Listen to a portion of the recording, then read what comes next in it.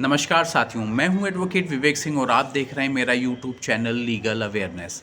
आज हम लोग बात करने वाले हैं कि हाई कोर्ट में क्या क्या विधिक उपचार एक आम व्यक्ति को प्राप्त हो सकते हैं। कोई भी पीड़ित व्यक्ति हाई कोर्ट के स्तर पर क्या क्या लीगल रेमेडी प्राप्त कर सकता है, इस विषय पर हम लोग आज बात करने वाले हैं। लेकिन उसके पहले इस चैनल को सब्सक्राइब करें, लाइक करें और कमेंट करें। प्लीज़ इस चैनल का सब्सक्रिप्शन और बढ़ाएँ। धन्यवाद।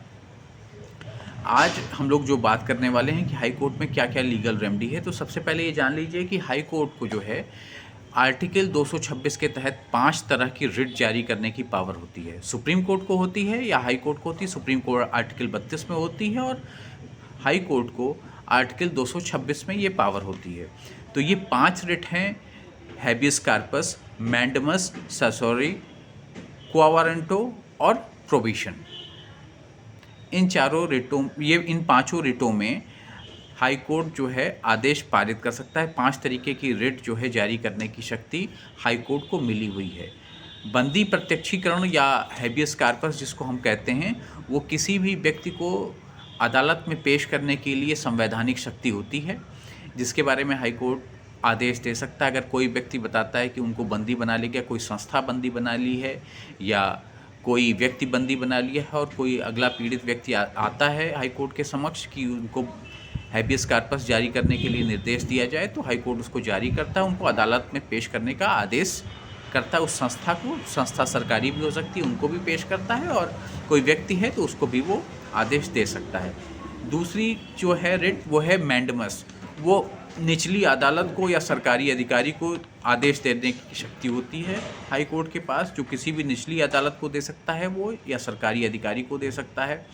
तीसरी जो रिट होती है वो है सेसोरी। उसमें जो है कोई भी न्यायिक जो भी है, वरिष्ठ न्यायालय जो भी है, वो निचली अदालत को जो है या निकाय को, कोई भी न्यायिक निकाय हैं तो उनको निर्देश कोई भी जो ज़रूरी हैं वो दे सकता है। और चौथी है जिसको कहते हैं हम लोग क्वावारंटो। वो जो है अधिकार पूछने की, आप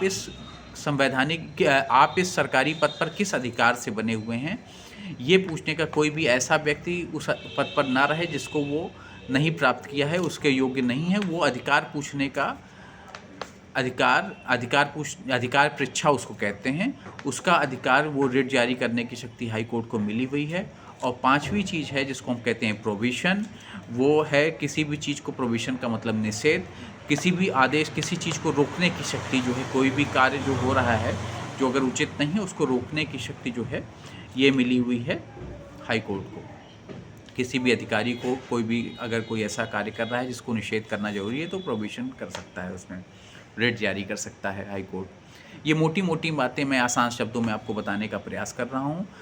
आगे जो है आप जब आते हैं क्रिमिनल मैटर्स में, क्रिमिनल मैटर्स में आपके ऊपर कोई भी FIR लॉन्च होती है तो आप FIR क्वैश करा सकते हैं हाई कोर्ट से। अगर आप आते हैं हाई कोर्ट में और कोर्ट को ये लगता है कि नहीं, ये FIR जो है रद्द होनी चाहिए, इसमें बहुत ऐसे ग्राउंड नहीं है कि जिस पे ये FIR लॉन्च हो सके, तो हाई कोर्ट FIR क्वैश भी कर सकता है।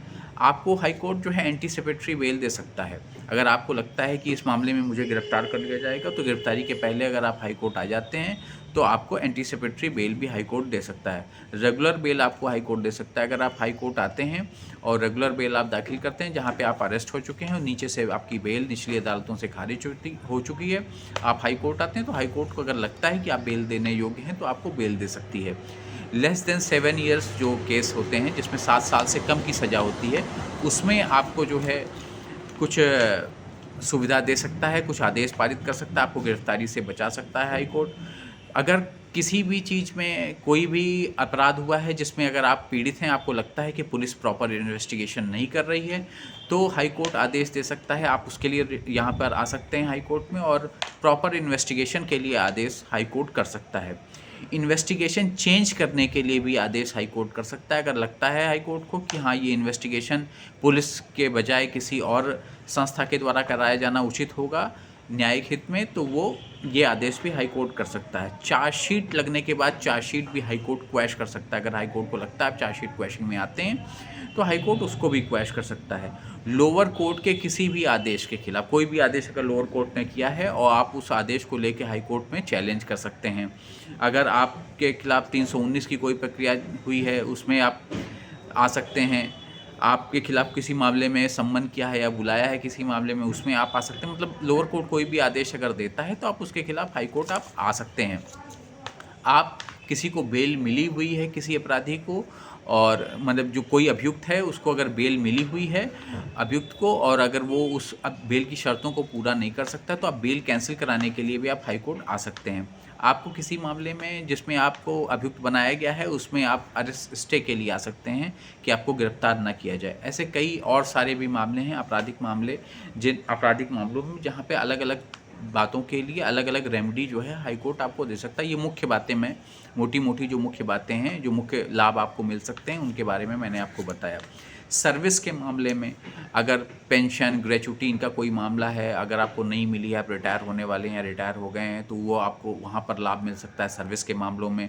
प्रमोशन हो गया, डिमोशन हो गया, ट्रांसफ़र, पोस्टिंग, कोई पे स्केल की बात है, इन सब मामलों में जो सर्विस के मामले हैं उन मामले में भी आप आ सकते हैं हाई कोर्ट, और वहाँ पे आपको सुविधा मिल सकती है। आप सर्विस मामलों में या तो ट्रिब्यूनल जाते हैं, सैट जाते हैं, कैट मतलब स्टेट ट्रिब्यूनल जाते हैं या सेंट्रल के ट्रिब्यूनल जाते हैं, उसके बाद आप हाई कोर्ट आ सकते हैं, या कुछ मामलों में आप सीधे हाई कोर्ट भी आ जाते हैं।